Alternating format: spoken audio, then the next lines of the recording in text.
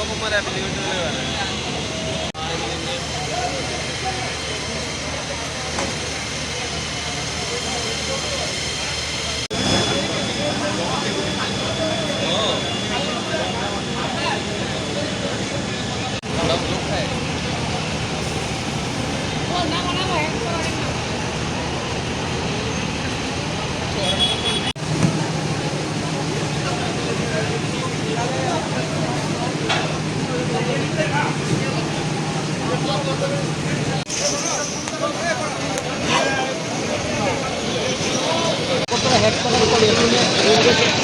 সেই অনুযায়ী আমাদের গাড়ি এখানে এসেছে, এসে দেখো আগুনটা একটু মানে ইয়ে আছে, যা করে একটা সামাল দিতে পারবে না।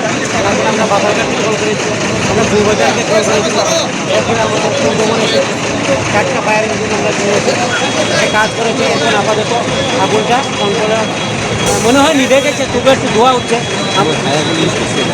ফায়ার বল ইউজ হচ্ছে ওখানে বলছে আমাদের স্টাফ এসে তো আমরা ফায়ার বল ইউজ করেছি। ফায়ার বল ইউজ করার কারণে আগুনটা আর বাড়তে পারেনি, এটা আগুনটা জায়গাতে থেমে গেছে। 2 বছর থেকে ইউজ করছি।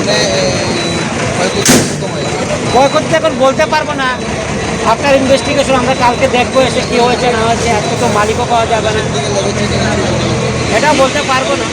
দেখবো রাখতে পারে না, এখন বলা যাবে না। হ্যাঁ, আমি OC Agartala fire station, OC Agartala fire station কয়টা দোকান ক্ষয়ক্ষতি হয়েছে?